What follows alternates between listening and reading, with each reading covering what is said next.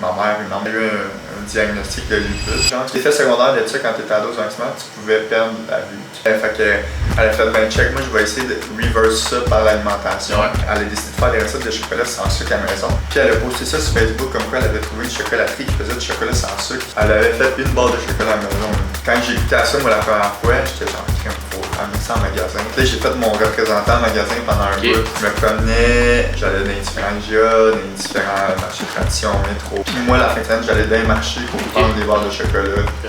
Nous, là, on vient de dépenser 150 000. Ça a tout le temps été comme pour la corde rouge, là, tu sais, genre, faut calculer les risques financiers qu'on prend parce que si on prend une mauvaise décision, ben, on risque de faire une faillite. C'était un événement à Vancouver, on avait un boot qui partait de Montréal et qui s'en allait là-bas.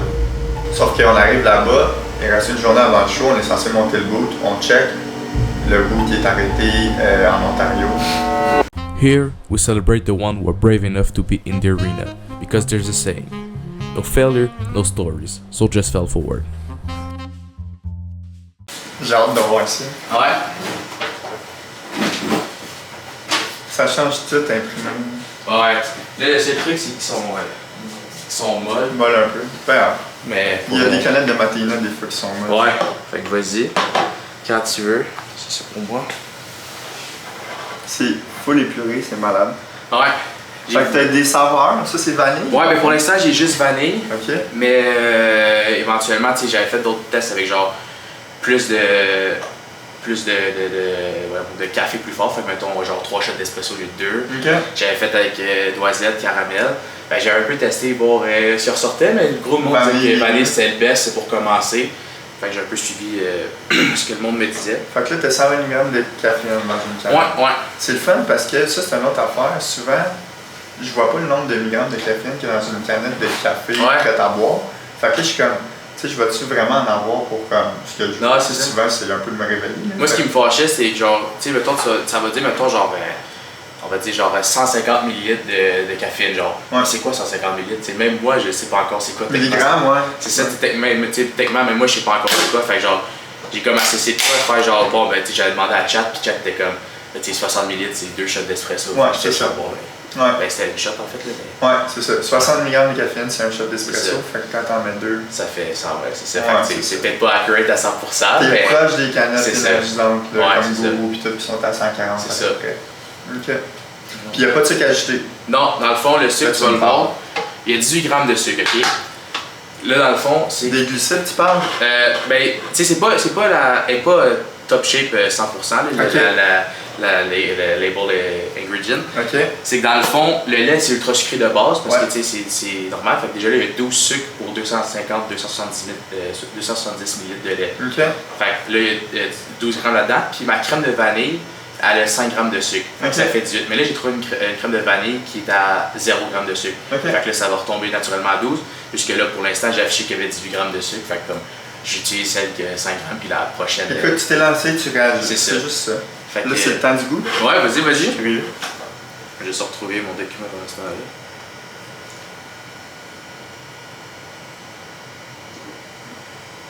T'es un vrai barista. Ah ouais? Ah oui. Non, c'était cœur, hein? J'adore. C'est vraiment bon. Ouais, that's it. Il faut juste que je retrouve un document, puis une fois que j'ai ça, un vrai bordel, je suis pas organisé, il faut m'organiser ça. C'est souvent ça, les entrepreneurs. Le partage-moi le dé. Ouais.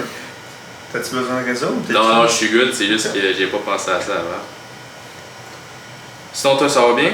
Shake me and I'll wake you. Ouais, parce que j'ai pas qui. Parce que tu sais, c'est du mélange que tu fais. Fait que là, en faisant le mélange, ben tu veux que le monde il mélange avant le monde, tu sais. Fait que j'étais genre une petite phrase catchy, là, que genre, ça te fait penser à autre chose des fois, mais genre. C'est bon, j'aime ça. Fait que j'étais genre Shake me and I'll wake you, fait que j'étais comme. Puis comment t'es venu avec le nom? Au début, je voulais de quoi qui fait, parce que mon branding un peu, c'est de faire genre, tu sais, rendre le café cool. Ouais. Tu sais, avant le café, c'est comme grand-mère, cool ça, mais le café, c'est cool, c'est que beaucoup de monde l'utilise quotidiennement. Ah, c'est fou. Fait que, genre, plus que je pensais, puis même moi, depuis un an, pour vrai, je suis pas addict, mais pas loin, je pense. Fait que j'étais comme, de quoi qui fait cool, puis beaucoup plus en plus, les jeunes, le monde de genre 40 et moins, ont des grosses journées, tu sais, je veux pas ce temps-ci, on est dans une génération que le monde, Ben, c'est parce que on est, en Amérique du Nord, on est une jeune civilisation. Tu t'en vas en Europe, c'est complètement différent. Puis tu vois aussi que le thé, c'est très populaire là-bas comparativement ici. Ici, là, on peut prendre 4-5 tasses de café par jour parce qu'on est dans un mode où est-ce qu'il faut tout le temps comme exceller puis être dans un niveau de performance comme pour atteindre nos résultats. Tu sais, on est vraiment stressé ici en Amérique du Nord comparativement à Alors vraiment, fait, j'étais comme, je voulais trouver un nom qui était un peu représentatif de ça. Tu sais, mon slogan c'est It's about to be, tu sais, CAFA, It's about to be, c'est une grosse journée qui s'en vient là. Fait que là, au début, j'étais comme de quoi qui s'appelait genre décaf pour ta dose quotidienne, mais j'étais comme ça fait une connotation genre pas de caféine. Tu sais, mais ça, je lirais vite décaf, puis tu sais, même si c'est écrit D-A-Y. C'est ça que j'ai pensé quand tu m'as dit. Genre, tu sais, je penserais à décaféiner directement, même si ça serait écrit genre jour, tu sais. Fait que j'étais comme ça fait pas un peu ce que j'ai représenté, fait que j'étais juste comme, ben tu sais, CAFA, c'est smooth, ça se dit bien, ça. Tu sais, ça. Fait que j'étais comme, on va y aller avec CAFA, je pense. Ouais, c'est bon, CAFA, j'aime ça. Ça parle, c'est court. Le monde peut s'en rappeler. Ouais. C'est ça l'important, je pense. Nous, dans le fond, quand on avait commencé, on avait un autre brand. OK. Puis, avec je pense 3 ans après, on a décidé d'élargir un peu nos horizons avec notre client. Parce que, tu sais, on a vraiment, je sais pas si vous en avez entendu parler, mais le keto, c'était quand même une grosse mode, genre. Ouais, pas ça, genre pas de sucre, pas genre juste viande, légumes, c'est ça. Quand même extrême, comme toutes les. Je pense que ma mère était keto. Hein. Bon, ben, souvent nos mères, comme. Puis la mienne aussi.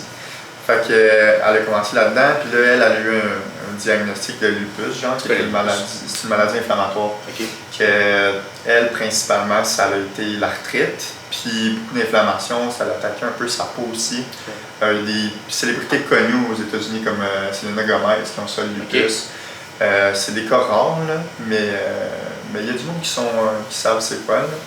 Puis elle se faisait prescrire des médicaments tellement forts, là, ça n'avait pas d'allure. Genre, les effets secondaires de ça, quand tu étais ado maximum, tu pouvais perdre la vue, tu pouvais devenir aveugle. Fait que elle a fait ben check, moi je vais essayer de reverse ça par l'alimentation. Puis elle a décidé de couper le sucre, puis là elle a entendu parler de la diète cétogène puis tout. Fait que suite à ça, elle a décidé de mieux manger, couper le sucre raffiné, être low carb un peu. Puis tu sais, il y en a beaucoup qui faisaient ça pour la perte de poids. Ma mère c'était vraiment pour essayer d'avoir un lifestyle qui permettait d'être bien. Puis le sucre c'est tellement inflammatoire. Fait que quand elle l'a coupé, elle a vu des résultats instantanés. Puis elle a fait ma mère, une âme d'entrepreneur comme tes parents. Elle a décidé de faire des recettes de chocolat sans sucre à la maison. Puis elle a posté ça sur Facebook comme quoi elle avait trouvé une chocolaterie qui faisait du chocolat sans sucre. Mais tu sais, le groupe Keto, il y a genre 50 000 personnes. Ouais, c'est you. Le monde capotait, même. Fait que là, elle avait fait une barre de chocolat à la maison. Elle a dit qu'elle avait trouvé une chocolaterie. Fait que là, le monde pose des questions. T'sais. Puis de fil en aiguille, elle a continué de faire du chocolat vendu en ligne. Elle a posté le site web. Puis quand j'ai écouté à ça, moi, la première fois, j'étais genre, il faut amener ça en magasin.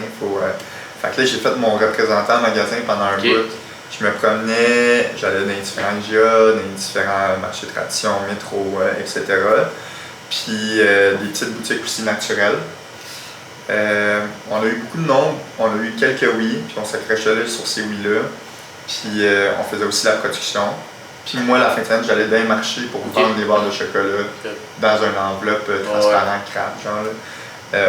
Puis ça fonctionnait bien, là. Le monde aimait ça, on avait un bon feedback, mais honnêtement, là, on savait pas qu'est-ce qu'on faisait. Là. On faisait du chocolat. Aujourd'hui, tu me poserais des questions sur genre comment tu fais ça vraiment du chocolat, je pourrais t'en dire de long à large, mais dans ce temps-là, on faisait ça. On faisait fondre du beurre de cacao avec de la poudre, puis tu sais, je faisais du chocolat. Avais-tu genre, c'est vraiment genre à la maison, vous avez acheté une couple de trucs pour juste tout mixer ça puis partir ça? Ouais, c'est ça. Dans le fond, au début, elle faisait les recettes dans la cuisine. Là, la cuisine, ça faisait quand même beaucoup de chocolat, mal partout. Fait que son chum Danny, qui est aussi dans la compagnie Uni, il a décidé qu'on aménageait la pièce du sous-sol, qui était une chambre d'amis dans le temps. Puis on a commencé à acheter des tables, on a baissé la température de la chambre en bas pour avoir de quoi autour de 18 degrés. Ça a commencé de même. On avait engagé un chocolatier aussi parce qu'on pensait que ça prenait un chocolatier pour faire du chocolat. Puis j'emballais le chocolat sur la table de poule qu'on avait en bas. Puis on amenait ça dans les shows, puis on vendait ça. Au début, c'était vraiment ça, puis là en ligne. Mais tu sais, l'été en ligne, vendre du chocolat, c'est rough parce que ça fond. Fait ouais. Puis t'as-tu toujours été Sana ou c'est comme tu disais, c'est un autre brand puis ça... Ben c'est ça, c'était un autre brand puis on a fait... C'était Ketola. OK. Puis on a fait un rebranding complet parce que le monde ne veut pas de quoi de keto, mais aujourd'hui, tout le monde sait que le sucre, c'est pas bon pour la santé. V'là 15 ans, je t'aurais dit, c'est pas tout le monde qui le sait. On mangeait encore des céréales le matin, puis c'est ça. Puis aujourd'hui, tu penses à ça, tu fais comme, ouais, c'est peut-être pas la meilleure façon de partir ma journée. Tu sais, je pourrais manger des œufs, des avocats, avoir des vrais aliments entiers, genre pas transformés. Puis surtout pas plein de sucre, tu sais. Puis, fait que là, on s'est dit, ben, on va aller avec Sana. Sana, ça vient de l'espéranto, qui veut dire être en santé. Okay. Puis c'est court, ça a une bonne sonorité pour les femmes qui est notre persona primaire. Fait qu'on est allé avec ça, puis ça nous a ouvert des horizons énormes parce que c'est pas tout le monde qui voulait acheter du keto, mais il y a beaucoup de monde qui voulait acheter du chocolat sans sucre ajouté. Fait que ça nous a ouvert beaucoup de portes. Là. Puis après ça, on a commencé à exporter en dehors du Québec. Fait que là, ta mère, puis toi, puis ton beau-père, je pense, vous êtes tous dans le même business. Ouais. C'est comment la dynamique? Parce que tu sais, on entend souvent dire genre, va pas en business avec tes amis ou ta famille, ça peut tout gâcher la, mais tu sais, ça fait je sais pas si tu connais Day Square, ben, eux autres ici, tu sais, c'est une famille de business, tu sais, vous autres ici, ça va bien aller. C'est quoi la dynamique? C'est quoi, vous, faites une entente de quelque chose au début pour être sûr qu'il n'y ait pas de chicane? Ben, en fait, je te dirais, ce qui est le fun avec la famille, c'est que tu sais qu'à la fin de la journée, peu importe, tu sais, on en a des moments durs comme chicane, puis, mais c'est normal, ça. Peu importe avec qui je pense que tu vas être en entreprise, tu vas avoir des moments de même parce que c'est des journées, des semaines, des mois, des années qui sont stressantes.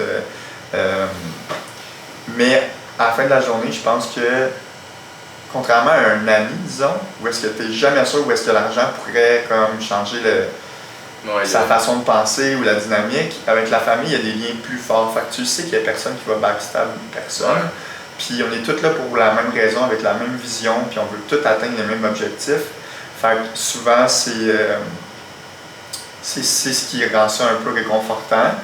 Mais on a quand même toute une façon de voir les choses dans le day-to-day qui peut être différente, par contre. Fait que ça devient tricky des fois. Ouais. Puis comment vous gérez les conflits, puis tout, vous, chez mettons, il y en a qui allaient il y avait genre une rencontre semaine de psychologie, de peu importe quoi. Vous autres, c'était un truc de même, ou c'est juste que vous avez un... Comme idée? Ouais, c'est ça. Avez-vous un... on a essayé, c'est quand même très cher. Oh, ouais. on en a consulté pour voir qu'est-ce qu'il y avait à faire, puis ici, ça. Je pense que ça serait encore bénéfique pour la dynamique d'équipe. Okay. Tu sais, Danny vient d'un background plus de construction. Il a été contremaître, lui, il faisait des montures d'acier. Puis ça marche quand même différemment dans la construction que dans d'autres modes. Puis souvent, ben, lui avec le background qu'il a, Véro avec le background qu'il a là, ils ont des visions différentes. Puis ça rend la communication moins facile. Mais somme toute, je pense qu'on s'en sort bien. Puis plus qu'on avance, plus qu'on apprend à se communiquer aussi. Okay. Fait qu'il y a du travail qu'on est capable de faire. Mais c'est sûr que de pouvoir rencontrer quelqu'un, ça pourrait être bénéfique. Ouais. Je suis pas inquiet. Chacun sa méthode. C'est ça, exact. Sinon, toi, tu sais comment tu es devenu un entrepreneur? Ta mère, je pense que c'est sa première business, je pense, avec toi. Ben, ma mère, elle a un nombre d'entrepreneurs. Okay. Depuis, elle a eu des centres de thérapie dans le temps. Okay. Elle est partie quand même quelque chose de big. Mais c'est une clientèle qui est à problème. Souvent, c'est pas un environnement où est-ce que tu as hâte d'aller quand tu travailles le matin. Je pense que c'était beaucoup une question d'argent. Puis, quand ça s'est terminé, elle avait eu un projet de faire des gelatos à Cuba. Pour elle, ça n'a jamais été une question de genre je veux un boss ou je veux une sécurité. C'était plus comme je veux vivre par mes passions. Fait que c'est tout le temps ça qui l'a drivé. Fait que quand elle a fini les centres de thérapie, elle a décidé de partir à Cuba pendant comme 8 mois. Okay. Puis, dans un resort, là, il vivait. Non, elle vivait à la cubaine. Ça doit être quelque chose. C'était quelque chose. Puis elle faisait le gelato là-bas, mais tu sais, c'était vraiment tough de trouver des équipements. Tu sais, il y avait beaucoup d'affaires qu'il fallait que tu ajoutes sur le marché noir parce que les politiques là-bas sont différentes. Fait que ça a été vraiment un gros défi. Puis moi, j'étais comme en secondaire 3 peut-être. Okay. À ce moment-là, peut-être même 2. Fait que, tu sais, évidemment, ben, moi, j'étais encore ici. Puis ma mère, elle a tout le temps voulu que j'aille, que je change pas d'école 4-5 fois. Fait que j'allais à l'école, mais pour elle, c'était top de pas être avec moi. Puis, fait que là, mon beau-père, Danny, c'était lui qui avait comme ma charge pendant ce moment-là. Il m'a mis, il partait une semaine, la rejoindre, il revenait. Okay. Puis après ça, quand ça allait tomber, elle s'est embarquée dans un autre projet. Elle voulait faire une place de surf à Granby, genre intérieur. Elle parlait avec la mère, puis tout, justement. Puis ça n'avait comme pas marché, ce projet-là. Puis après ça, elle est comme tombée dans le chocolat. Okay. Puis moi, dans mon background, dans le fond, j'étais quand même le kid qui... je faisais gros des événements quand j'étais jeune. Okay. Puis l'événementiel, c'était pas quelque chose de très payant, mais tu sais, je réussissais à vendre des billets, puis tu sais, on était quand même 400-500 dans la salle. Là, puis, des genres de parties ou? Ouais, des parties, là. Genre, des parties, là. Moi, c'est sur la gueule. Puis après ça, j'étais allé au cégep quand j'ai fini le secondaire. Non, j'étais allé à Édouard-Montpetit à Longueuil. Ah ouais. Je m'étais inscrit dans un deck bac. Okay. Fait que c'est comme 5 ans d'études, mais tu ressors de là avec ton deck du cégep puis ton bac. Fait que c'était quand même, c'était le fun. C'était en admin profil marketing. Okay. Puis j'ai trippé moi sur la section plus marketing, développement. Puis j'ai fait comme 1 an là-bas. Puis c'est pas mal à ce moment-là que Véro, ma mère, elle a comme commencé ses recettes de chocolat, puis je suis embarqué avec. Après ça, j'étais allé dans l'Ouest pendant 2 mois pour apprendre l'anglais. Ah, tu parlais pas anglais? Je parlais zéro anglais. Ma mère, elle parle pas anglais. Danny, il parle pas anglais. Fait que, tu sais, aujourd'hui, ça aurait été tout un défi que personne ne parle anglais. Fait que ça a comme été un bon move de ma part d'aller là-bas. T'es allé au BC? Ouais. Ben où? J'étais allé à Canmore, j'ai passé beaucoup de temps en Alberta. Après ça, j'étais allé jusqu'à Tofino, dans le fond, sur l'île de Vancouver. Ouais, ben jeune, j'habitais 2 ans à Richmond avec mon père. Mais mon père, il s'est fait offrir un job là-bas, fait qu'on a tout déménagé. J'avais 5-6 ans peut-être, j'étais vraiment kid, mais j'ai appris à parler en anglais là-bas. Ok, c'est ça. Ton père, lui, il parlait pas anglais non plus? Non, mon père, il était 100% bilingue, mais ma famille, du voir à mon père, il parle bien anglais. Mes 2 arrière-grand-mères sont américaines. Okay. Fait que, puis mes parents sont mes grands-parents sont à Sutton. Ma grand-mère était à l'école aux États. Fait que, comme tu sais, grosse famille qui parle gros anglais. Okay. Puis tu vois à ma mère, pas vraiment. Fait que quand il s'est fait faire la job, il a dit, ben, on va y aller. Fait que moi, j'ai un peu appris à parler en anglais là. T'as 5-6 ans, tu commences à parler français, puis mais je pense que c'est un don, anglais en même temps. C'est le plus beau cadeau que tu peux donner à ton enfant de parler 2-3 langues. Ça t'ouvre tellement de portes. C'est la même chose avec ma blonde. Sa mère habite à Sutton. Okay. Puis du côté de son père, ils sont américains. Fait que elle a appris l'anglais super jeune en écoutant les Simpsons. Puis moi, je pense que c'était la meilleure façon que j'ai appris. Parce que je me souviens des cours en anglais. Puis tu niaisais, là. Je sais pas, un étudiant sage, là. Fait que genre, c'est quand j'écoutais la télé en anglais, tu la règle chez nous, c'est que t'écoutes la télé seulement en anglais. Fait que c'est là que je pense que j'ai développé un bon anglicisme.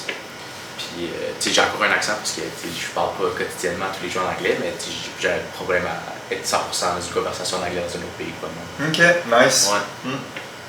Fait que, quand t'as fait ton école, c'est quoi ton. Tu sais, il y a gros des points de vue mitigés, genre l'entrepreneuriat, l'école, gauche-droite, tu sais. C'est quoi ton point de vue là-dessus? Tu sais, gros du monde sont comme, pourquoi t'es à l'école, faire ça, gros du monde sont comme, va à l'école. Au niveau de notre système d'éducation, comme?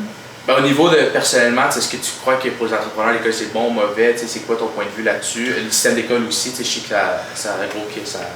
Ben, je pense que, tu sais, moi, ce que j'ai appris dans mes cours, c'était tellement global. Puis, tu sais, on me parlait de système de distribution, de stratégie de prix, des choses qui sont super utiles aujourd'hui dans le monde de l'industrie du CPG, où est-ce que j'ai affaire à faire ça. Mais je pense que les choses sont un peu mal faites, d'où il faudrait que j'aie l'expérience avant que tu m'apprennes ces choses-là. Comme ça, je peux avoir des points de référence. Ouais. Souvent, on me parlait de choses quand j'étais à l'école. Je savais que c'était des sujets qui m'intéressaient, mais je n'étais pas apte à 100% être en mesure de les comprendre. Okay. Puis quand j'ai commencé à le vivre, ça a été la meilleure école de vie possible. Ouais. Genre, on a parti ça en 2019. Puis depuis, c'est fou ce que j'ai appris comparativement à ce que j'aurais pu apprendre à l'école.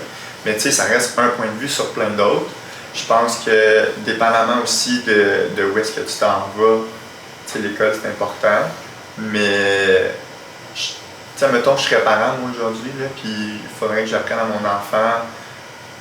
Tu sais, j'aurais pas le discours va à l'école, c'est important, j'aurais le discours, faut que tu ailles te débrouiller. Fait que, tu sais, tu vas payer ta tondeuse, puis tu vas commencer à aller cogner à des portes, puis passer la pelouse. Je pense que tu sais beaucoup plus ton enfant de cette façon-là aujourd'hui. Puis après ça, ben, s'il va à l'école, puis il y a des champs d'intérêt où est-ce qu'il y a besoin à l'école, il va y aller. Je ne vais jamais me bâcher sur l'école parce que je trouve que c'est important aussi, ça t'apprend plein de choses. Il y a le côté social aussi, tout ça. Puis à être organisé, puis tu sais, il y a comme plein de choses. Mais en termes d'entrepreneur, je pense pas que c'est quelque chose que tu peux apprendre à l'école, vraiment pas. C'est pas pire. Puis moi, je pense que c'est la meilleure façon d'élever un enfant. Mes parents, peut-être de même, c'était comme, on va dire oui tant que tu fais les démarches. Fait que j'ai jamais eu de nom, c'est pour ça que j'ai changé beaucoup d'école, j'ai changé beaucoup de programmes, mais j'ai jamais eu de nom tant que c'était moi qui approchais le monde, tant que c'était moi qui faisais les démarches. Jamais mes parents ont dû m'inscrire à quelque part, c'est moi qui étais comme, j'appelle, je veux faire ça, je peux-tu, tu sais, ok. J'avais toutes les infos, je disais à mon père, je peux-tu faire ça, t'as les infos, il était comme, ouais, let's go. Ça a tout été de même, c'est genre, si je fais c'est quoi, ça fait de toi quelqu'un de débrouillard. C'est ça. Puis je pense que de nos jours, c'est le meilleur truc. Là. Ouais, beaucoup. Puis tu sais, je sais pas si tu as vu un peu les stats, mais il y a de moins en moins d'entrepreneurs aujourd'hui. Pour vrai, j'ai pas vu les stats, on dirait que j'ai l'impression qu'il y en a de plus en plus à cause des réseaux. On a l'impression, parce qu'on a le parti, on a accès à l'information plus rapidement, mais il y en a beaucoup moins. Puis, Pas de stress. Non, sur, mettons, le premier 5 ans, il y a 90% des business qui vont échouer. Ouais, ça j'ai vu. Puis de ces 90-là, il y en a pas beaucoup qui vont se rendre à 10 ans. OK. Fait que tu sais, c'est comme, tu t'embarques dans quelque chose de vraiment dur, je pense que tu as besoin d'avoir beaucoup de résilience. Faut que tu sois persévérant. Puis faut que tu sois un bon problem solver, parce que c'est ce que tu vas faire le plus dans ton day-to-day. Puis, toi, mettons, comment je pourrais dire ça? C'est quand tu es entrepreneur, tu te vois comment? C'est quoi tes points forts? Es-tu plus quelqu'un qui va régler le problème? Es-tu quelqu'un qui va s'entourer? C'est quoi ton point fort en tant qu'entrepreneur? Moi, j'ai tout le temps été impartial dans des situations, que ce soit avec la famille, des amis. Fait qu'il y a ce côté-là analytique de moi qui ressort. Puis quand on tombe face à un problème, par exemple, ben là, il y a un niveau de stress qui augmente. Okay? Puis il y a beaucoup de monde qui pourrait comme partir comme des poules pas de tête, puis comme capoter un peu. Moi, je l'ai moins ça. Je pars un peu moins sur. Je suis pas quelqu'un de stressé. Fait que même quand il arrive quelque chose de grave, je suis la personne qui vient rationaliser un peu l'équipe, puis après ça, on est capable de mieux trouver des solutions. Exemple, une année, on avait un événement à Vancouver, qui est le CHFA. Puis on avait un boot qui partait de Montréal, d'ici en fait, puis qui s'en allait là-bas. Sauf qu'on arrive là-bas, il reste une journée avant le show, on est censé monter le boot, on check, le boot est arrêté en Ontario. Fait que là, on n'a plus rien pour faire le show. Puis tu sais, ça coûte cher ces choses-là. C'est 15-30 000, un peu moins, mais tu sais, c'est entre 5 et 10 000, là, avec les transports, les hôtels, booker le show, le 10 par 10, l'espace. Fait que là, de ne pas avoir de produits puis pas être capable de les promouvoir. Puis tu sais, nous autres, ça a tout le temps été comme jusqu'à comme le 6 mois sur la corde rouge. Tu sais, genre, faut calculer les risques financiers qu'on prend parce que si on prend une mauvaise décision, ben on risque de faire une faillite. C'est un peu ça, tu jongles avec tout ça. Puis là, ma mère, même, elle capotait, elle pleurait en petite boule. Danny se sentait mal parce que c'était comme lui qui était en charge de la logistique. Fait que là, c'est ça, ma mère était plus comme genre, comme Danny, nanana. Là, moi, je savais que ça aurait pu être moi qui sois en charge de ça. C'est ça. Fait que, à un moment donné, il y a des trucs qui sont hors de notre contrôle aussi. Il reste qui se sentait mal. Puis moi, je suis allé voir mon distributeur, je lui ai expliqué la situation. Il m'a dit qu'il avait apporté des produits qui pouvaient nous donner une table. Fait que, tu sais, si t'es là à capoter, je pense que t'es pas dans le mindset où est-ce que tu peux trouver une solution. Parce que t'es clairement pas là-dedans. T'es pas en train de réfléchir, t'es réactif. Fait que ça, c'est une des plus grandes qualités, je pense, qui m'aide et qui aide sa mère à grandir en ce moment. C'est comment le CHFA? CHFA? Ouais, c'est Ben moi, la première fois que je suis allé là, man, je capotais ma vie. Genre, quand on a commencé Sana, je savais pas dans quelle industrie je me faisais face vraiment. Okay. Tu sais, j'étais comme, faut vendre, tu sais, Ouais, on vend. Puis là, après ça, je regardais des entreprises passer au Dragon, puis là, je comprenais un peu plus, tu sais, c'était dans quel monde j'appartenais, les Prana, les Théo Brahma, les Evive, les Midday Square, tu sais, tous ces gros noms-là. Puis là, je m'en allais là-bas, puis j'allais voir tout ce monde-là. T'sais. Je m'en allais être une des brands sur le même floor qui présente mes produits aux acheteurs que eux. Fait que je trouvais ça débile. J'étais genre. Je me sentais comme un enfant dans un magasin de jouets. Là, que j'ai vraiment trippé, puis ça a ouvert beaucoup de portes parce que quand on est parti, nous, c'était la COVID. Ça vaut la peine? Le CHFA, ça dépend de tes intentions sont quoi. Ok, mettons nous, tu sais, tu vends pas là-bas. Fait que c'est beaucoup de frais pour pas de rentabilité en fait. Sauf que tu sais pas, tu pourrais parler à un acheteur de chez Lobla, puis ou Walmart, ou Costco, c'est ça, puis tu rentres. Tu sais, nous, les premières fois, on cherchait des distributeurs pour sortir du Québec. Fait qu'on avait préparé des grosses boîtes PR, puis on s'est dit, là, c'est tout pour le tout. Genre, ça marchait comme moyen ici, tu sais, même encore aujourd'hui, on a de la misère un peu avec des grandes bannières ici à rentrer, mais on est quasiment partout dans le reste du Canada. Ouais, ça, j'ai vu ça, c'est fou, on en reparlera après, là. Ouais. Fait que là, tu sais, on avait préparé des boîtes PR, puis on s'est dit, c'est tout pour le tout, soit qu'on trouve quelqu'un, ou soit qu'on ferme, puis on met la clé à la porte, parce qu'on c'était beaucoup de struggle pour ce que ça apportait, les comme 3-4 premières années. Puis on a trouvé un distributeur, mais un bon distributeur, puis il était vraiment intéressé. Je t'ai montré une vidéo après le podcast qu'ils ont fait, là, c'est vraiment mal. Puis après ça a commencé. Parce que là, je cherche à y aller cet hiver, là, parce que je pense que c'est en février, là, mais y aller comme press, tu ne vas pas m'acheter un boot, là, juste aller voir, apporter une coupe de samples, visiteur. Fait que je cherche à y aller, là, ça a l'air vraiment crazy. Il y en a un à Toronto en septembre, 10$ pour les étudiants. Je suis là à 100%, j'ai dit ça. Mais ouais, parce que à force de faire des podcasts, je me suis comme spécialisé dans le CPG, on va dire. C'est un grand mot spécialisé, mais j'ai interviewé beaucoup de monde du CPG. Puis tu sais, ça ressort souvent, genre si HFA, sinon Expo West, tous ces gros shows-là. J'essaie de. Expo West, c'est cher, j'ai vu les prix, j'étais comme ça me tente même plus d'y aller, ça m'a coûté 1000$ pour une semaine. Faut que tu prépares 15-20 minutes quand tu vas à Expo West, là, US. C'est ça, fait que j'étais comme en tant que press, tu sais, là, comme avec mon podcast, ça pourrait passer, tu sais, faudrait que je leur dise que je suis là pour faire des podcasts, tu sais. Fait que ça me coûterait comme 1000$ juste le billet d'entrée. J'ai pas 2000$ à dropper plus le billet, puis l'hôtel là-bas pendant une semaine. Ben, c'est ça, c'est des bons shows au niveau du natural, tu sais, parce que le mass. Ils vont pas vraiment dans ces shows-là, Kraft puis Hershey, ils s'en foutent. Mais il y a aussi Snack, Expo. Il y en a un à Montréal, je pense, hein, l'Expo Manger, c'est ça? Expo Manger Santé. Ben ça, c'est un show de consommateur, mais encore là pour les produits naturels. Que ça vaut la peine parce que tu vends honnêtement beaucoup. Nous, notre première année là, ça a tout changé pour nous au Québec. Il y a beaucoup de monde qui apprennent à connaître aussi, c'est le fun. Je te dirais que c'est quelque chose qui t'intéresse. Ouais, ben c'est quoi, c'est en avril ça aussi, je pense? Ouais, ben il y en a deux, il y en a un à Montréal, il y en a un à Québec. Souvent, ils ont comme un mois de différence. Fait que mars-avril. Moi, j'ai checké ça. Mars-avril. Puis, comment c'est que vous avez de la misère à être au Québec établi, mais que, tu sais, je voyais la map sur votre site web, il y a genre 5000 points dans l'ouest en Ontario, puis il y en a une coupe au Québec. Il y a avril ici, mais j'ai vu ton post là. On est partout dans les Walmart, sauf au Québec, c'est quoi ça? C'est l'histoire de notre vie, ça. Dans le fond, tu sais, il y a comme des majors ici au Québec, il y a le métro. Dans le métro, il y a Jean Coutu, il y a Super C.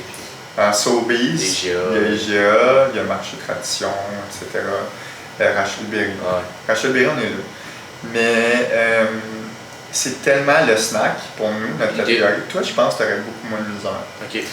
Mais dans le snack, le plano, un planogramme qu'on appelle, c'est très court. Genre, il n'y a pas beaucoup de place pour des nouveaux produits. Fait que, tu sais, mettons, des brands comme Théo Brahma qui sont là depuis 20 ans, ils vont pas les tasser pour un nouveau produit. Fait que je pense qu'il y a aussi un problème au niveau d'innovation. Puis souvent, ils sont comme, ben, montre-nous que tu as des belles ventes chez Rachel Berry, puis on va voir chez IGA. Honnêtement, je pense que c'est pas pareil parce que c'est pas le même marché. IGA, c'est masse. C'est un peu n'importe qui va là, qui est prêt à payer, disons, un peu plus cher. Mais Rachel Berry, c'est magasin indépendant. OK. Puis il y a beaucoup moins de visites. Là. Fait que tu sais, c'est top de sortir du lot.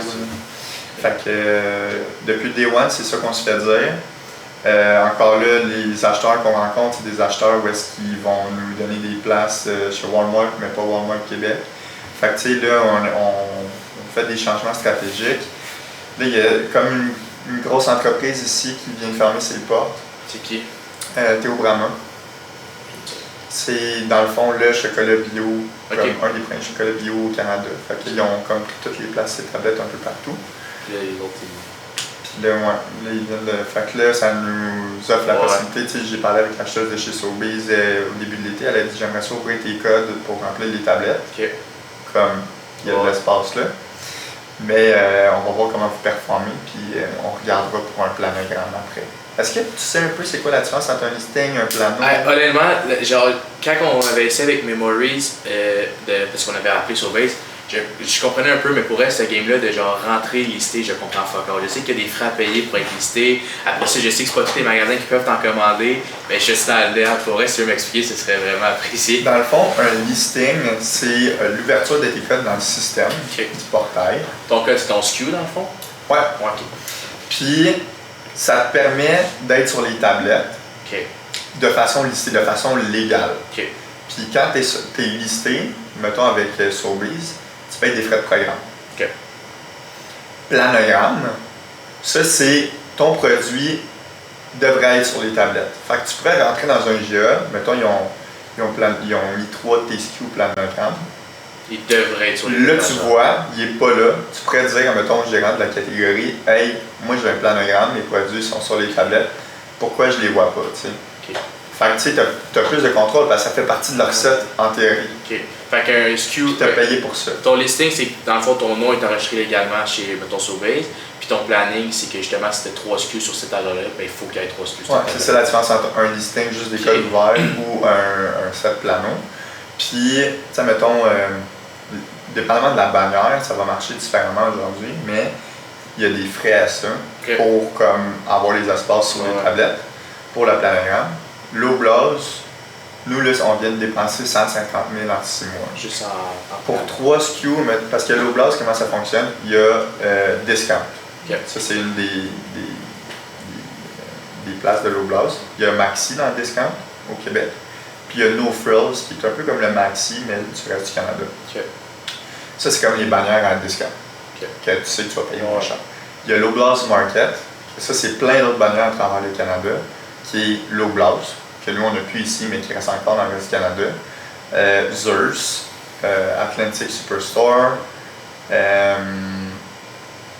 Real Canadian Superstore. Fait qu'ils ont comme quelques bannières qui appartiennent à l'Oblast Market. Quand tu es listé chez Discount, tu as des frais pour Maxi et tu as des frais pour No Frills. Maxi, c'est 5 000 du SKU. Le SKU, pour chaque année, annuellement? Ou? Non, c'est une fois. Mais si tu n'as pas assez de vélocité et que tu ne performes pas assez, ils peuvent te mettre dehors. C'est une location que tu payes. Pas un achat de tablette. Fait qu'il faut que tu t'assures que ça sort. Market, c'est 30 000 $ par SKU. Fait que ça te donne accès au nombre de points de vente qu'ils vont dire, pas la totalité d'entre eux en plus. Fait que, mettons, il y a des, je sais pas moi, des Real Canadian Superstore qui sont plus petits que d'autres. Comme nous, on a des Maxi au Québec qui sont plus petits que d'autres. Puis il y a certains sets où est-ce qu'ils vont pas mettre ton produit parce que le set est trop petit. Mais tu vas être dans comme 60, 70, 80% des magasins. Puis tu payes le même frais de 5 000 pour Maxi à partir du moment que tu es dans 60% de la distribution des Maxi. Fait que si tu es en bas, ça te coûte un peu moins cher. Puis si tu es plus haut, tu payes le 5 000 en entier. Puis ça dépend d'une catégorie à l'autre. Ça se peut que toi, les frigos, ça leur coûte plus cher. Fait que ça se peut que ton frais de listing soit plus cher. Puis comment tu rentres en contact avec eux? Comment tu te listes, tu sais? C'est quoi les démarches, tu sais? Parce que je sais que, mettons, ils ont certains IGA de banlieue, mettons, genre Granby, tu as l'accès backdoor. Fait que tu fais un deal avec le propriétaire de cet IGA-là, tu me laisses un peu d'espace, tu sais, on essaye, tu me parles consigne, peu importe. Mais genre, comment ça marche, mettons, si tu veux te lister, si tu veux... Fait que la bannière, à la base, nous, on le fait encore, on vend backdoor chez IGA. La bannière, elle n'aime pas ça. Parce que c'est comme si tu bypasses un peu la bannière. Puis la bannière est censée faire des sous avec la vente de tes produits. Fait que c'est une super belle solution à court terme, ça, quand tu veux juste comme avoir plus de cash flow puis continuer à vendre. Après ça, faut que tu ailles un broker ou un fractional sales. Mais tu sais, un fractional sales, c'est très cher comparé à un broker. Le broker, c'est quoi? C'est un dude qui va travailler pour toi pour rentrer ton produit? Ouais, un broker, c'est une extension de ton équipe de vente, disons, qui ont des contacts avec différents acheteurs. Puis, souvent, ils vont avoir des catégories managers. Comme, mettons, toi, tu voudrais commencer à avoir des listings, il faudrait que tu cherches des brokers québécois. Là, nous, mettons, on a un broker national. Fait qu'il y a des catégories managers dans chaque province, qu'eux, ils ont des contacts avec les différents magasins, les bannières. Ils peuvent aller en magasin aussi, faire un peu de représentation. Il y en a des brokers qui font du marchandisage, où est-ce qu'ils vont faire ils vont négocier des deuxièmes placements pour tes produits en magasin. Puis un broker, quand tu sors du Québec, c'est essentiel. Ici au Québec, on a beaucoup de distributeurs qui ont leur force de représentation. Fait que tu n'as pas besoin vraiment de payer un courtier. Mais quand tu sors du Québec, les distributeurs, c'est très rare qu'ils vont prendre ton produit si tu n'as pas de courtier. Fait que la première étape, mettons que tu voudrais sortir du Québec, je te dirais, trouve-toi un courtier. Puis ce courtier-là, il va t'amener le distributeur parce qu'il y a autant de contact avec les distributeurs qu'avec les bannières. Puis après ça, ben, si tu as choisi le bon courtier, puis ils vont aller chercher les acheteurs, tu vas les rencontrer en personne, tu vas commencer à créer les liens, puis c'est là que tu vas commencer à avoir du listing apparaître. C'est tout bien cher si ça doit. Un courtier, souvent, ça va prendre un retainer au début parce que tu n'as pas de volume, tu n'as pas de vélocité. Là, ça peut être cher, ça peut être entre 3 et 5 000 par mois. Puis il y en a certains, c'est des très bons négociateurs, que tu peux commencer avec, puis après le retainer, quand tu fais assez de volume, ils vont prendre 5% de commission. Puis, si tu es capable d'en trouver un où est-ce qu'il va prendre 5% de commission, c'est sûr que c'est le best parce que toi, tu n'as pas de vente. Fait que, il faut autant qu'il te prouve. Moi, dans ma tête à moi, c'est le même que ça devrait fonctionner. Il faut autant qu'il prouve que tu es capable de générer du cash, que tu es capable de. Exact. Mais eux, ils aiment ça sécuriser, puis ils se disent qu'ils prennent des retainers de 3 à 5 000 par mois. Tu vois ça comment, toi, tu sortis de la province pour vendre ton produit? C'est-tu mieux, tu penses? C'est-tu moins bon? Je vois que ton marketing sur la page est bilingue. Moi aussi, il est pas mal en anglais, je te dirais, sur le moment. Je pense à un plus gros reach. Tu vois ça comment de faire bilingue, de sortir de la région? Parce qu'il y a gros du monde qui me demande pourquoi tu ne le fais pas en français. Honnêtement, j'ai pas tant de réponse à cette question-là. J'ai un feeling que je devrais le faire en anglais parce que je pense à Reach Plus, puis j'ai une vision que je pense que je peux sortir vite du Québec. Mon but, c'est pas de faire comme BJ Olivier Primo, Charlotte à lui, c'est un bon entrepreneur, mais à gros circuit, il me semble que je serais déjà sorti de la province et c'est d'aller ailleurs. Est-ce que c'est parce que c'est politique québécois? Aucune idée. C'est sûr que c'est Mr. Québec, Olivier Primo, fait comme, c'est quoi? Mais en fait, c'est parce que, puis là, tu as soulevé Ali Primo, mais Ali Primo, il est avec des gros groupes. Ouais, genre. Puis, c'est ça, ils ont commencé à exporter aux États-Unis comme là, 2 ans, genre. Mais ça reste quand même que la notoriété de la marque BJWD est associée à Ali Primo. Puis Ali Primo, il est connu où? Ici au Québec. Fait que quand tu traverses les frontières, le produit ne devient pas autant excitant qu'ici. Le pourquoi de la popularité de BJWD et de tous les autres produits qui ont été sortis, ben c'est Ali Primo. On aurait vu ça aurait été un autre canette de genre Bombay sur les tablettes, tu comprends? Mais c'est ce qui va driver la vélocité. Fait que c'est bon. Je pense que tu as raison quand tu parles qu'il faut peut-être du contenu bilingue parce qu'on est dans un pays bilingue. Fait que tu sais, si tout le monde sont comme moi, mais t'es québécois, ouais, mais j'en ai du contenu français. Mais notre pays n'est pas francophone. Notre province est francophone. Fait que, tu sais, moi, si je veux aller reach d'autres mondes que juste le Québec, ben, j'ai pas le choix de m'adapter, tu sais. Fait que, moi, je pense que c'est ça qu'il faut que tu dises quand quelqu'un te pose la question. Après ça, ça dépend des marchés que tu veux. Il y en a qui sont capables de faire des très beaux chiffres d'affaires juste ici au Québec puis ils veulent pas plus. Moi, je pense qu'il y a beaucoup de monde aussi qui ont peur parce qu'ils se disent on a tellement un gros territoire. Mais c'est pas un gros marché, on a juste un gros territoire. On est tout au sud. C'est juste 40 millions d'habitants au Canada. Exact. C'est pas si gros que ça pour le territoire qu'on a. Tu sais, tu t'en vas aux États-Unis, là, juste dans l'État de New York, tu as le marché du Canada au complet. Fait que là, tu te rends compte qu'il y a comme crément, genre, t'as pas besoin d'avoir les reins de temps solides que ça pour sortir du Québec. Mais la notoriété, pour nous, Sana, est beaucoup plus facile ici au Québec. Shop Santé, un de nos partenaires, a sûrement joué un rôle clé là-dedans parce que leur façon de fonctionner est différente de tout le monde. Fait que quand ils aiment une marque et qu'ils la rendent, ben après ça, c'est facile de la mettre de l'avant avec leur créateur de contenu, leur ambassadeur. Fait que ça nous a aidé. Mais on a investi beaucoup d'argent aussi avec des créateurs de contenu ici au Québec. Puis là, on commence tranquillement à sortir du Québec pour la notoriété de la marque, pas pour les ventes. Parce qu'on a quand même une bonne vélocité en magasin. Mais plus qu'on aurait une notoriété, mieux qu'on aurait une vélocité en magasin. Puis, donc, attends, j'ai complètement oublié ma question. Pas de stress. Mais ok, faut que sortir de la région, puis tout. Parce que c'est ça, moi, c'est ça que je me fais souvent poser comme question, puis j'étais comme, j'ai aucune idée, tu sais. Moi, honnêtement, sortir de la province, ça m'a fait intéresser. J'ai jamais été le genre de gars qui voulait tout rester local. Moi, plus de changements, le plus gros, j'étais comme, putain, let's go, là, tu sais. Je sais pas si c'était un trait de TDA que j'ai, là, de genre, tu sais, il faut que la vie il tourne, là. Fait que c'est une question d'ambition, je pense. Il y a un moment donné où est-ce que tu vas être confronté à te poser la question vraiment, est-ce que c'est comme je veux grossir? Si oui, il va falloir que tu fasses des choses stratégiques pour ça, parce que quoi que c'est quand même facile de créer du volume avec des canettes, là. Mais nous, dans le chocolat, c'est quand même compliqué. Puis tu sais, ça, on l'a réalisé vite parce que on faisait le chocolat nous-mêmes, parce que c'est une recette qui n'existait pas. Beaucoup de chocolatiers, puis de grosses manufactures de chocolat, utilisent des pastilles de chocolat déjà faites par des gros noms comme Barry Callebaut ou autres. C'est pas santé, c'est pas... Ben oui, ça peut. Ils ont des recettes sans sucre puis tout, mais à ce moment-là, il n'y en avait pas. Fait que là, nous, on n'a pas eu le choix de la créer, la recette. T'sais. C'est ce qui a fait un peu l'innovation de notre produit. Puis après un certain temps, reste que, on voudrait... Donc nous, on est 100% manufacturier de nos produits.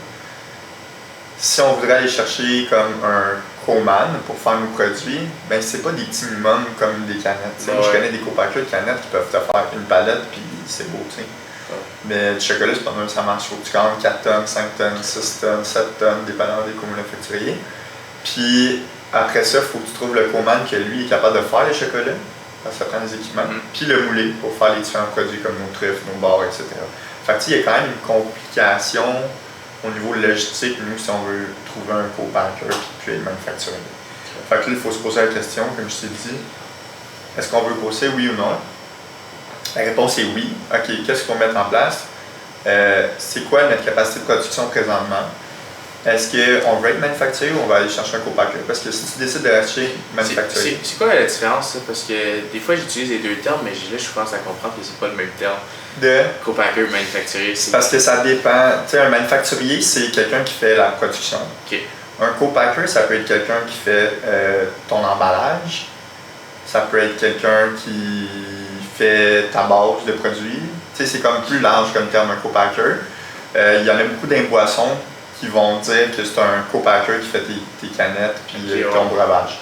Mais c'est un co-manufacturier en fait. C'est ça. C'est juste que c'est comme private label. Fait que il va faire comme ton branding, puis tout. Il va faire ta production à ton nom, à ton image, à ton branding. OK. Puis j'ai deux questions pour ça. C'est comment le processus de faire ça en manufacture co-packing? C'est quoi? La question 1, c'est comment ça marche? C'est quoi? Faut que tu shippes tous tes ingrédients, ils font ça, tu as 40 heures pour sortir. C'est un peu quoi le processus? Moins pour vous. Deuxièmement, tu sais, moi, ma recette, je pense qu'elle est pas universelle. Il n'y a pas beaucoup de café en canne présentement qui c'est avec du vrai espresso. T'sais, à date, c'est juste du cold brew, je sais pas si c'est quoi, là. C'est du café genre shooté au frais. Fait que c'est ça, j'ai aussi des arômes de café avec la caféine, mais j'ai pas, en tout cas ce que j'ai vu vite, c'est que c'est pas du vrai espresso. Fait que je sais pas si c'est une nouvelle recette, c'est un grand mot, excusez-moi pas pour ça. Mais, fait que genre, comment vous autres aussi, c'est nouveau, comme tu disais, c'est un laboratoire que tu développes ça pour après que ça soit manufacturier, parce que live, ce que je fais à main, je peux le faire à main. Si je l'envoie, je trouve un manufacturier qui peut faire ça. Je pense pas que la recette que je suis capable de faire, il va être capable de la faire pour ces machines. Fait que, est-ce que c'est avec eux que tu développes ça? Est-ce que c'est en laboratoire privé? Comment tu développes? Il y a des groupes comme Syntec qui peuvent développer ta recette pour toi, surtout si c'est une recette compliquée, puis ils peuvent t'aider à trouver des co-packers aussi. Il y a des frais reliés à ça. Ouais, mais moi, on avait parlé de Maurice, c'était genre 55 000, tu allais faire la main, puis il produisait tout, mais je sais pas, 55 000. Non, c'est ça. Mais tu sais, je serais pas inquiet si je serais toi. Je pense que c'est sûr que ça se fait de la façon que tu le fais. reste que c'est un breuvage. Tu sais, toi, dans le fond, tu prends l'espresso fait. Ouais, tu sais, je coule du espresso dans la canette, je mets de la poudre de lait mélangée avec de l'eau, parce que le vrai lait, ça va expirer trop vite. Je mets ma crème de vanille, je mélange ça, je mets ça dans la canne, je chille ça. C'est quand même assez simple. Je pense que tu serais capable de trouver quelqu'un qui va respecter tes standards. C'est juste de faire des recherches après. Mais il y en a tellement des co-packers. Ouais, je suis en train de checker avec. Je sais pas si tu connais Keychain. Ouais. J'ai tombé là-dessus. Je suivais Jordan sur LinkedIn. Puis là, j'ai tombé là-dessus. Puis hier, c'est insane. J'ai envoyé, mettons, en privé avec les recherches faites sur Google, j'ai envoyé une vingtaine de courriels au Québec. Là-dessus, j'ai tous ceux que j'étais un match avec mes standards, j'ai BMDL, j'ai tout envoyé. Fait que là, j'ai un gars de New Jersey et de la Floride qui m'ont réécrit. Bon, ça va peut-être pas, je vais peut-être pas faire produire ça en Floride, ça va coûter cher, là, mais à date, je check, puis je suis comme crime, j'ai quand même du feedback à date là-dessus. Je suis content. Il y a la logistique, ça, c'est de l'emplacement de ton co-packer. Mais c'est quoi la logistique? C'est genre. Parce que je sais pas si tu connais Lupini Damiano, c'est un de mes derniers invités, puis lui, il fait produire sa pizza en Italie. Fait qu'il habite à Sicile, je sais pas si tu as déjà été en Italie. Non. Moi non plus, mais il m'explique. Il habite, c'est Sally qui est de même, à gauche, c'est comme la meilleure bin pour faire les pâtes. Puis la ville de droite, c'est comme les meilleures tomates avec les montagnes et tout. Fait que lui, il fait chips il y a un peu de qualité. C'est ça, vraiment. C'est pizza, genre 40 grammes de protéines, c'est vraiment bon. Fait qu'il ship ça à Sicile, il fait toute la production à main là-bas, puis il ship ça aux États, à New York, puis comme présentement dans une vingtaine de magasins, puis là il vient de signer avec un représentant qui va tout le mettre dans l'East Coast. Ok. Fait que, un distributeur. Moi, c'est ça, un distributeur. Ça doit être compliqué. C'est compliqué. Lui, il a eu ses propres défis, mais il voulait vraiment que son produit soit de qualité, il doit le mettre de l'avant, il doit dire que son produit vient de l'Italie pour vrai. Ça aussi, ça joue gros. Tu sais, quand tu t'ajoutes une pizza et tu te dis, ah, mon gars, elle vient d'Italie, c'est sûr qu'elle va être meilleure. Après ça, lui, il a sûrement calculé son coût de transport dans tout ça. La main-d'œuvre là-bas, est-il plus cher, est-il moins cher, je sais pas. C'est en euros, fait que c'est sûr que ça l'augmente. Ça augmente le coût du produit. Mais tu sais, si lui a un produit de qualité et il est capable de le mettre de l'avant, il est capable de vendre sa pizza plus cher qu'un autre. Puis, il n'est pas obligé d'avoir un prix de compétiteur aux autres pizzas parce qu'il y a une pizza lui, qui est faite en Italie, puis qui est fraîche, puis qui est bonne. Puis, s'il vend plus cher, ses coûts peuvent faire bien du sens. Tant que sa structure elle fonctionne, parce qu'il faut que tu prennes en compte que tu as des distributeurs qui vont prendre 25 à 30% de marge. Mettons pour vous, pour votre processus à vous de logistique, c'est. Ben nous, c'est quand même simple. Nous, on le fait tout nous-mêmes. Fait que quand tu es manufacturier, tu fais plus de marge. Mais tu as ta propre usine? C'est tout en arrière. Ah, ok. Crème, ok. Je pense que j'ai vu c'est un autre nom. Fait que là, je fais. Ok. Je vais vous faire un tour tantôt. Crème, ouais. Fait que c'est ça, nous, on est manufacturier. On fait tout. Puis tu fais plus de marge, mais tu as beaucoup plus de contraintes. C'est très time consuming. Fait que, au lieu de mettre 100% de ton énergie et de ton temps sur la brand, puis comment la mettre de l'avant, ben il faut que tu ailles faire de la production puis tu fasses du chocolat, qui sont plus du day-to-day opération, puis que n'importe qui pourrait faire. Fait que tu sais, c'est comme. C'est ça que nous on essaie de faire en ce moment, on essaie de trouver un co-packer pour se focusser plus sur la brand, parce que si tu commandes, tu sais, là on se pose la question, tu grossir, oui, ben il faut investir dans les machines, des lignes de production, ça peut coûter des millions. C'est cher. Que là, il faut rentabiliser ça, parce que le volume de distribution qu'on a en ce moment sur la nouvelle ligne qu'on achèterait, ben ça serait pas assez. Il faut trouver des contrats. Fait que là, on va faire du private label pour des marques. Et, mettons, toi, tu te prends une compagnie de chocolat, tu nous approches, tu fais comme hey, j'ai vu que vous faisiez du panning, est-ce que vous pourriez faire des amandes enrobées? Fait que là, on te prend. C'est déjà en machine, fait que là, il faut qu'elle roule à 24 pour que ça soit rentable. Fait que là, on se concentre plus sur trouver des contrats que sur la brand encore. Fait que j'ai un autre business dans ta vie. Ben c'est ça. Fait que tu sais, ton core business, c'est putamment, c'est rendu de faire du produit pour les autres. Fait que t'es vraiment un manufacturier, puis là tu restes vraiment. Moi dans ma tête à moi, tu viens de t'acheter une job là. Tu sais, c'est comme tu vas faire ça. Ça va être la job là. Tandis que quand t'as un co-packer, t'as d'autres problèmes que t'as pas. Tu sais, des fois, le temps pour qu'il fasse ta prod, c'est plus long, faut que tu sais, il y a comme d'autres enjeux. Mais tu peux te concentrer à 100% sur ta brand, aller à des événements, tu sais, il y a comme. Ouais, t'as pas tout le temps pour ça. Puis c'est comment le processus d'ouvrir ton usine? C'est un méchant gros financement, ça va, tu sais? Ben non, tu sais, nous, c'est un local qu'on loue. Fait que essaie de trouver le local qui convient mieux à tes besoins. Nous, on a commencé à la maison. Après ça, on a déménagé dans un petit local à Saint-Hyacinthe. Que ça s'est fait graduellement. Là, puis après ça, on a déménagé ici. Ok, mais c'est pas une affaire genre 10 millions pour construire ta propre usine. Puis tout. Ben ça peut. Il y a des entreprises qui sont rendues là. Mais tu sais, nous, on n'est pas là. Puis c'est pas dans nos plans non plus. On veut vraiment trouver quelqu'un qui va faire notre production. pas pire, ça. Ouais. Mais tu sais, tu le vois pas, c'est comme à vue d'œil. Ouais, t'ajoutes un équipement, là, t'as besoin de plus, t'ajoutes une plus grosse machine, tu revends l'autre. Puis, depuis tantôt, on parle de tout, puis tout ça a des coûts, puis ce que j'entends souvent dire dans le CPG, c'est que t'es tout le temps lourd sur le cash flow. Comment tu gères ça? Parce que je veux pas, si tu te commandes, faut que tu frontes 150 000, parce qu'au début, tes co-packers, peu importe, ils te font pas confiance, t'as pas de nom, c'est normal. C'est comment tu gères tout le temps ça? Puis, j'avais fait un ASP en son entreprise avec Pierre-Jean Eustache. En fond, son frère à lui, c'est Jean-Marc Eustache, créateur de Transat. Okay. Puis là, Pierre-Jean, lui, c'est un comptable avec Transat pendant un bon bout, puis tout. Puis ce qu'il nous expliquait, il nous expliquait la trésorerie sur Excel, puis tout. Puis j'étais comme, asti que c'est compliqué, puis pourquoi je suis tout le temps dans le moins 10, moins 10, je suis tout le temps à genre moins 100 000, parce que on a mis des chiffres, peu importe. Puis j'étais comme, je suis tout le temps à la négatif, puis à la fin d'année, je suis dans le positif, si je comprends pas. C'est une industrie de volume. Ouais, c'est ça. Fait que j'attends que tu fasses quand même beaucoup de revenus annuels, là, ça va être tough. Tu sais, le best advice que je pourrais te donner, c'est utilise pas ton cash flow pour autre chose que ta matière. OK. Puis tu sais, c'est sûr qu'il y a des frais marketing que tu peux utiliser ton cash flow pour ça, mais il faut pas que ça soit, tu sais, va pas mettre 10 000$ sur un créateur de contenu. De un, ça va pas valoir la peine. Puis de deux, tu fais juste rouler ton cash. Fait que tu sais, tous les frais de listing, ces trucs-là, utilise jamais ton cash flow. Tu utilises quoi pour ça? Nous, on l'a fait cette erreur-là, puis c'est la pire chose à faire. Il y a beaucoup de subventions qui existent que tu peux aller chercher, qui vont t'aider justement pour les frais de listing, même pour la refonte de ton site web, plein de choses au niveau de la commercialisation, du marketing que tu peux aller chercher. Si tu t'en vas dans la ligne où est-ce que tu as besoin d'équipement, il y a plein de subventions pour ça, n'utilise pas ton cash flow pour ça. Garde tout le temps ton cash flow uniquement pour ta matière, c'est ce qui va t'aider le plus au début. Puis, rendu à un certain chiffre d'affaires, là, tu peux te permettre plus, mais c'est vraiment une industrie de volume, puis c'est vraiment tough au niveau du cash flow parce que tu crées le produit ou tu prends la commande sur ton co-packer. Après ça, tu l'expédies, tu la vends dans tes différents points de vente. Après ça, il faut que tu attendes 30, 60, 90 jours, dépendamment des retailers, pour recevoir le paiement.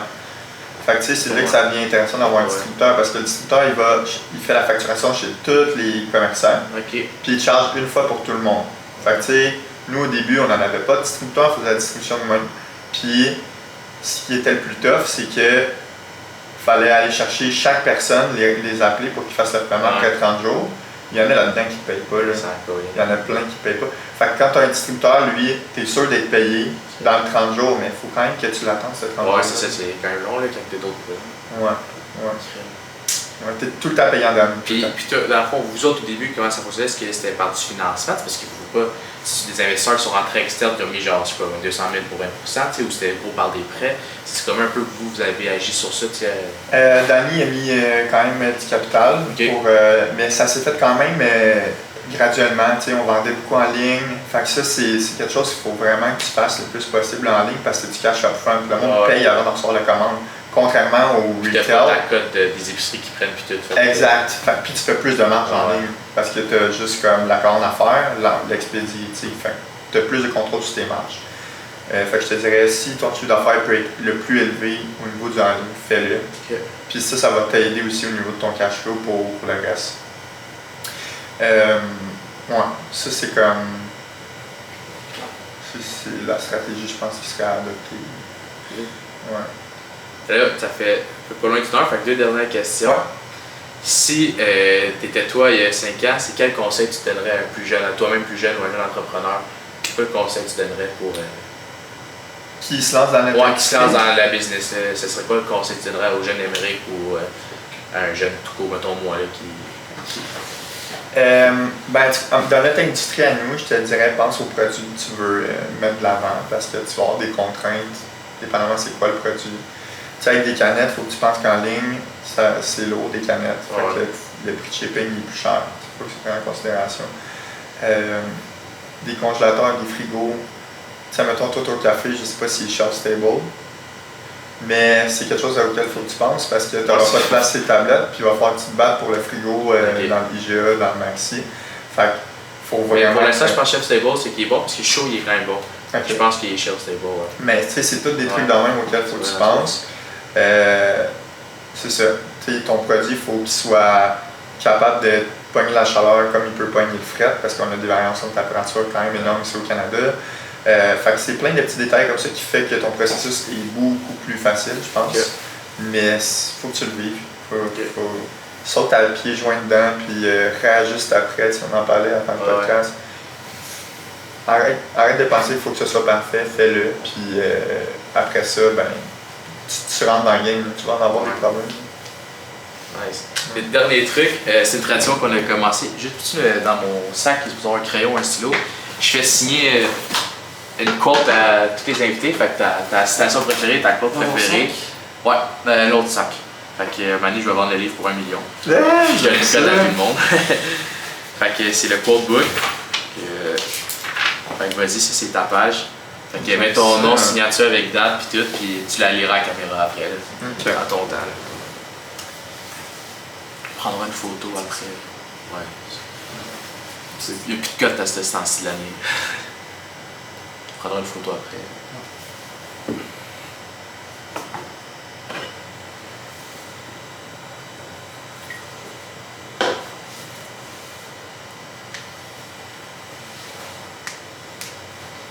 Pas rallumer la lumière, toi? Bon, ça c'est que j'aime ça les quotes. Ouais. Mais elle, c'est elle qui m'a remis tout le temps rapidement. Puis c'est le confort et l'ennemi du progrès. Parce que je crois que tu dois sortir de ta zone de confort constamment si tu veux évoluer. Fait que, That's it. Ouais. That's voilà. It. Je trouve que c'est une super bonne idée. Ouais, ben je voulais te quoi un peu avec la fin qui. Tu sais, d'ailleurs, SEO, je sais pas si t'écoutes, là. Non. Bon, c'est sûrement le podcast préféré, le meilleur podcast du monde présentement. Puis lui, il faisait tout un truc de genre, l'invité à la fin, il laisse une question, puis commence le podcast avec la question de l'invité. Okay. Mais je voulais un peu de quoi de même qui. Ben, tu sais, je vais pas copier lui, là. Fait juste de quoi qui fait que, tu sais, il y a une pièce de chaque personne dans l'histoire du podcast. Tu vas-tu le mettre au début ou? Dans le fond, ce que je fais, c'est que dans le post, je prends une photo de la quote, puis le post de genre des invités, ben, il y a 3 photos de nous à en parler, puis la dernière photo, c'est la pose du quote. Puis je sais pas, un moment donné, le livre, je vais faire une copie, puis ça va être, il y a des livres de quotes là, dans le monde, là. Ça va être. Ça va être ce livre-là un moment donné. Make smart work. Ouais. Love it. Yes, ben merci beaucoup d'être venu, man, c'était vraiment cool. Merci à toi, merci de vous être déplacé. C'est cool de voir des entrepreneurs plus proches que je pensais, là. Yes, merci. Ça fait plaisir. Bon. Cool! Yes! Super bon en passant. Ça fait plaisir, merci.